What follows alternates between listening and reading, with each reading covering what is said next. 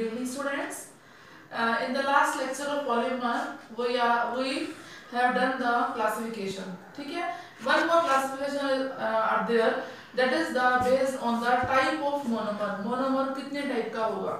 There are two types of polymers: homopolymer and copolymer. Homopolymer, homo मैंने same. जिस polymer के अंदर सारे मोनोमर्स क्या होते हैं, सेम होते हैं, उसे होमोपॉलीमर कहते हैं. अगर एक से अलावा भी दूसरा हो जाता है, the polymer which contain more than one type of monomer is called the copolymer. क्या कहते हैं उसको? कोपॉलीमर. आज की वीडियो में हम करेंगे डिफरेंट टाइप्स के पॉलीमर्स, वो किस तरह से बनते हैं. मैंने एडिशन पॉलीमर का एग्जांपल आपको दिया था पॉलीथीन का. उसके बेस पर पीवीसी है, टेफ्लॉन है, पीटीएफई है, पॉलीटेट्राफ्लोरोइथीन, डिफरेंट टाइप्स के पॉलीमर आप पढ़ोगे. ठीक है, तो उसमें से कुछ इंपॉर्टेंट मैंने चूज किए हैं. हमारे पास कंडेंसेशन पॉलीमराइजेशन के एग्जांपल हैं दो, nylon 610 and nylon 66. Nylon 66 and nylon 610. अब आप नायलॉन 6 को 2 मिनट के लिए रहने दीजिए, क्योंकि मैं नायलॉन कैटेगरी के थे इसलिए मैंने इनको तीनों में इकट्ठा लिखा है. नायलॉन 66, इसको 66 नहीं बोलेंगे, और 610 को 610 या 610 नहीं बोलेंगे, 610 बोलना है इसको. सबसे पहले तो प्रोनाउंसिएशन. नेक्स्ट में क्या होता है कि इनके जो मोनोमर्स है वो कौन कौन से हैं. ध्यान से सुनिए, मोनोमर्स में क्या डिफरेंस है. एक एसिड है, एक अमीन है. एसिड और अमीन. एसिड कौन सा है? Adipic acid. कौन सा एसिड है? Adipic acid. और अमीन कौन सा है? हेक्सामिथाइलिन डाइअमीन. कौन सा अमीन? हेक्सामिथाइलिन डाइअमीन. और नायलॉन 610 के अंदर एडिपिक की जगह सिबेकिक है, सिबेकिक, और हेक्सामिथाइलिन डाइअमीन की जगह सेम है. एडिपिक में CH2 4 थे और यहाँ पर CH2 8 टाइम्स है. कंप्लीट सेम, कोई चेंज नहीं है मोनोमर के अंदर. No change in the monomers. Nylon 66 और 610 में क्या डिफरेंस है? 6 में एडिपिक एसिड लेना है और 610 में आपने सिबेकिक एसिड लेना है. पहले तो आपको मोनोमर्स याद करने हैं. मोनोमर्स याद करने के बाद आपको इनकी फॉर्मेशन भी याद करनी है. फॉर्मेशन में क्या होगा, अब आप ये देखिए, इसमें एक एसिडिक है और एक अमीन है. क्लियर? एसिड से OH जाएगा और यहाँ से जाएगा H, तो क्या रिलीज होगा? वाटर. क्या होगा रिलीज? वाटर. और आपके पास किस तरह की आएगी लिंकेज? इस तरह की लिंकेज आ जाएगी. देखिए CONH, ये लिंकेज आएगी जब आप इसको और इसको मिलाएंगे. फॉर एग्जांपल आप ये देखिए, यहाँ पर H, यहाँ से ये वाटर निकाल दिया हमने, तो क्या होगा? CO और NH जुड़ गए. तो ये लिंकेज कौन सी लिंकेज होती है? This is called the amide linkage. क्या कहते हैं इसको? Amide linkage. तो these polymer are also included in the polyamides. इनको polyamides भी बोलते हैं. ठीक है. तो थर्ड जो उसकी कैटेगरी है नायलॉन 6. नायलॉन 6 जो है उसका जो मोनोमर है कैप्रोलैक्टम है. क्या है बेटा उसका मोनोमर? कैप्रोलैक्टम. आपको उसका स्ट्रक्चर याद करना पड़ेगा. 1 2 3 4 5 कार्बन, 5 कार्बन को जॉइंट करना है बाय NH CO बॉन्ड से. सो दिस इज अगेन पॉलीमाइड्स में आ जाएगा इसका एग्जांपल भी. और जब ये ब्रेक डाउन होगा तो यहाँ से ये दोनों खुल जाएंगे इस तरह से बॉन्ड. तो आपके पास जो यूनिट बनेगी वो ये बनेगी CH2 5 और CO, दिस वन. सो एक सैंपल है आपके पास जो आपको बताया. बच्चों को समझ नहीं आता है कैसे करना है. नायलॉन 6, नायलॉन 66, नायलॉन 610 में क्या डिफरेंसेस हैं. बाकी जितने भी आपको दे रखे हैं, जैसे आपके पास बूना S दे रखा है. बूना S मैं आपको बता देती हूँ, लिखा नहीं है यहाँ पर, स्पेस की शॉर्टेज है थोड़ी सी. Buna S. बूना S क्या होता है? BUNA BU stands for 1,3-butadiene. BU मैंने ब्यूटाडाइइन. Na means sodium. Na means sodium. और S मैंने होता है स्टाइरीन. क्या होता है S मैंने? स्टाइरीन. और एक होता है बूना N. बूना N भी होता है. N मैंने होता है एक्रिलोनाइट्राइड. ये आप पढ़ोगे, आपको कल असाइनमेंट्स मिलेगी. ठीक है, वीडियो के साथ. तो बूना M मैंने होता है एक्रिलोनाइट्राइड. तो 1,3-ब्यूटाडाइइन का जो स्ट्रक्चर होता है वो कैसा स्ट्रक्चर होता है आप कर सकते हैं किस तरह से? CH2 double bond CH, double bond single bond CH, double bond CH2. देखिए 1 2 3, 1 और 3 पे डबल बॉन्ड है. 1 और 3 पर क्या है? Double bond. तो जब भी पॉलीमर बनेगा ये बॉन्ड आगे शिफ्ट होगा और ये फिर आगे शिफ्ट होगा, और पॉलीमर बनकर क्या आएगा? This one. ये डबल बॉन्ड बीच में और फिर आगे सिंगल. तो मैंने आपको बताया था जब भी पॉलीमर बनेगा सिंगल डबल और डबल सिंगल होगा। बूना एस हो गया, बूना एन हो गया, डेक्रोन है, ग्लिप्टल है, डिफरेंट मोनोमर्स आर देयर, ये सभी आपके पास आ जाएंगे। नेक्स्ट जो एक और एग्जांपल मैंने लिया है आज, बेकेलाइट का एग्जांपल लिया है जिसको कहते हैं फिनोल फॉर्मेल्डिहाइड पॉलीमर। उसमें यूज होगा फिनोल और फॉर्मेल्डिहाइड। फिनोल का स्ट्रक्चर क्या होता है, बेंजीन के ऊपर OH, बेंजीन के ऊपर क्या होता है OH, ये देखिए। फॉर्मेल्डिहाइड लिया हमने, HCHO लिया, तो जब ये पॉलीमर जुड़ेंगे आपस में यहाँ पर तो क्या होगा, ऑर्थो पैरा में फॉर्मेशन होगी CH2OH। अब मैं इसको CH2O भी लिख सकती हूँ, फॉर्मेल्डिहाइड को CH2O। तो यहाँ पर क्या होगा, जहां पर भी जुड़ेगा, ऑर्थो पे जुड़े चाहे पैरा पे जुड़े, वहां पर एक H जरूर होगा, वो H कहाँ लग जाएगा, CH2O के पास लग जाएगा, CH2OH। तो ऑर्थो पे और पैरा पे CH2OH ऐड हो जाएगा। क्लियर। अब आपने क्या करना है, इनका 2N मॉलिक्यूल लेना है, यानी कि N का भी डबल 2N। जब आप ये लोगे तो इसमें से एक वाटर निकलेगा, जब ये जुड़े आपस में ज्वाइंट होंगे। कैसे ज्वाइंट होंगे, इसका OH अगले का सामने वाले का H, तो ये देखो जरा वाटर बाहर निकलेगा। With the loss of water 2N-1 water निकलेगा इसके अंदर, तो ये लंबी चेन बनती चली जाएगी। इसको नोवोलैक कहते हैं। क्या कहते हैं इसको, नोवोलैक। क्लियर बेटा। सबसे पहले फिनोल लिया, फॉर्मेल्डिहाइड लिया, उसको ज्वाइंट किया, ऑर्थो और पैरा पे हमारा CH2OH ग्रुप बन गया। CH2O तो फॉर्मेल्डिहाइड से आया ही था, और जहां पर मैंने ये जोड़ना है वहां से मुझे एक और H मिल गया। इन दोनों को मैंने, अब जब ऑर्थो वाले आइसोमर को लिया, 2N मॉलिक्यूल्स लिए, इसके 2N मॉलिक्यूल्स लेने से ये आपस में जुड़ेंगे। अब कैसे जुड़ेंगे, एक OH देगा सामने वाले से H, मेरे पास OH है, इसके पास H है, ये बाहर चले गए, आपस में ये जुड़ गए। क्लियर। तो ये नोवोलैक बन गया। अब नोवोलैक को आगे लेकर आपने क्या बनाना है, बेकेलाइट बनाना है। क्या बनाना है, बेकेलाइट। और मैं आपको बनाकर भी दिखाती हूँ। फोकस ऑन द बोर्ड कर लिया आपने, फोकस हो गया बोर्ड। नेक्स्ट चलते हैं, आपको मैं बताती हूँ कि आपको बेकेलाइट बनाना कैसे है। ये स्ट्रक्चर बना रहा है, बुक में भी आपको बना हुआ मिलेगा। नोवोलैक से स्ट्रक्चर बनेगा, ये कैसे बनेगा, ये नोवोलैक से। Please be concentrate. आपने क्या करना है, ये जो आपने लिया, यहां से कंटिन्यू कर रही हूं मैं। आपने 3 बेंजीन रिंग बनाने हैं, 3 बेंजीन रिंग लाइक दिस।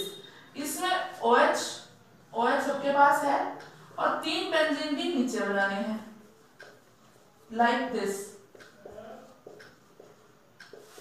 अब आप ये देखिए, सब बेंजीन रिंग के पास तो CH2OH ग्रुप था, ये इससे जुड़ेगा, ये CH2 इससे जुड़ेगा, और ये CH2 यहां से छोड़ दो, और ये यहां से छोड़ दो। क्लियर।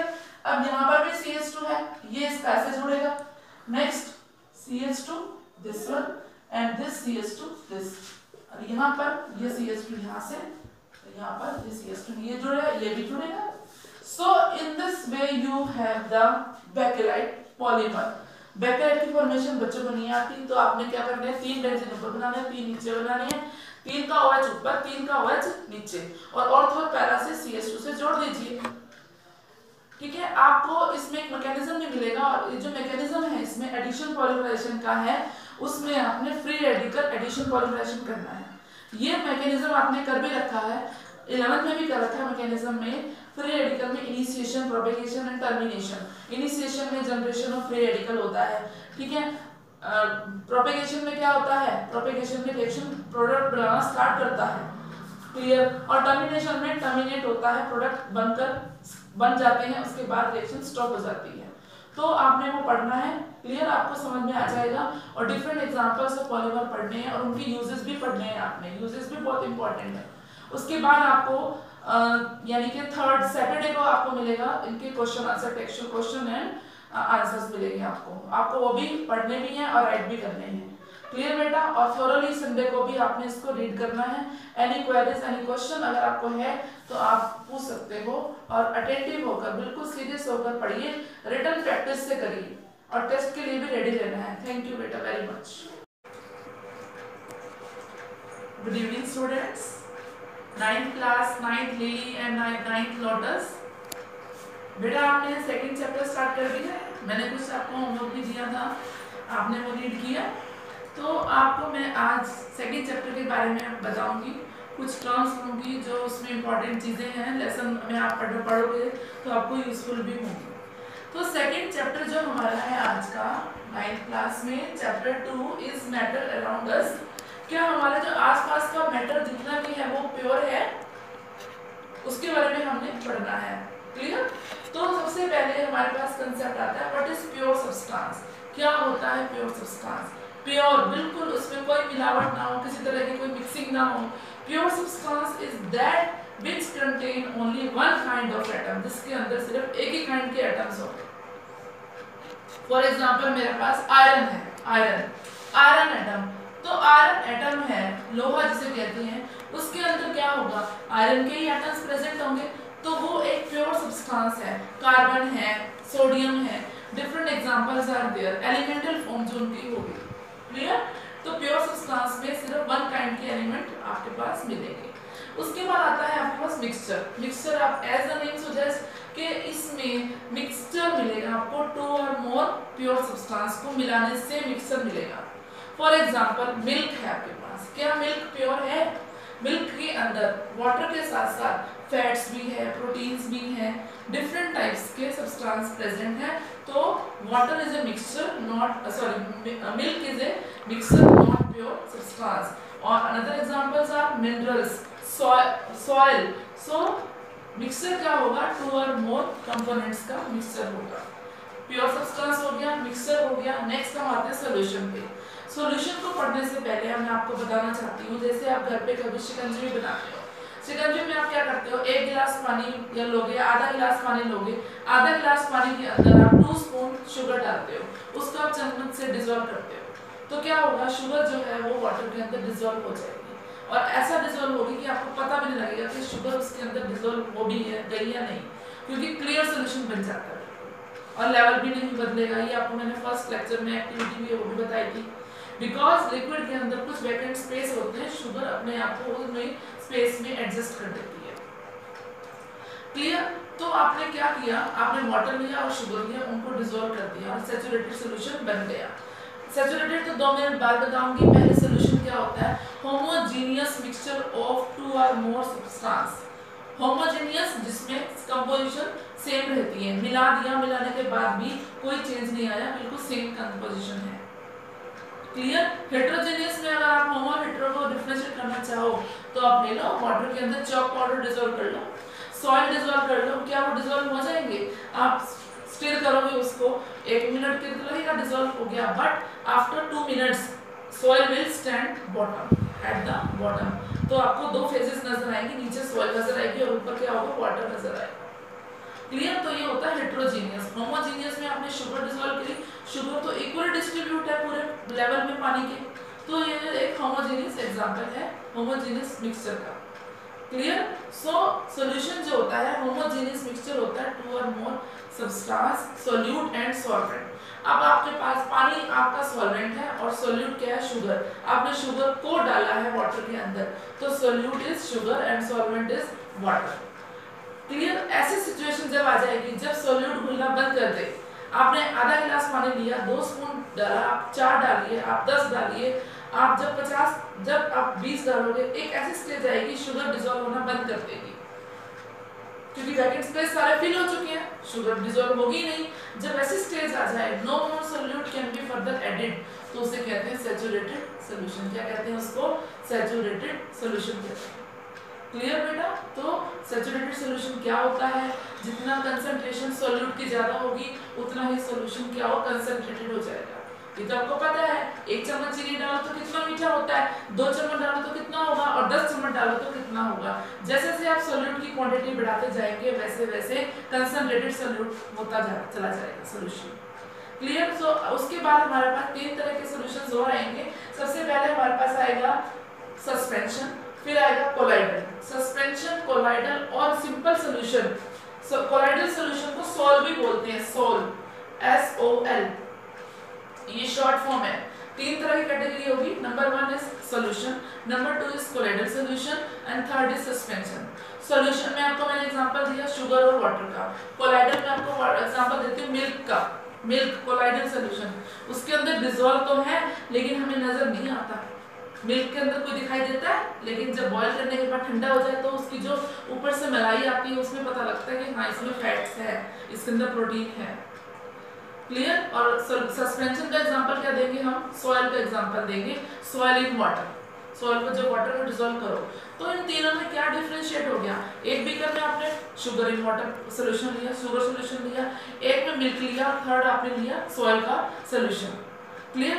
सॉइल का सोल्यूशन लिया, तीनों में आपको पार्टिकल किसमें विजिबल है, सॉइल वाले में सबसे ज्यादा पार्टिकल विजिबल है, इसमें भी पार्टिकल नहीं दिखाई देता, इसमें भी नहीं दिखते। हाँ, इसमें अगर आप एवोपरेट करते हो थोड़ा सा तो बिल्कुल सेपरेशन हो जाती है।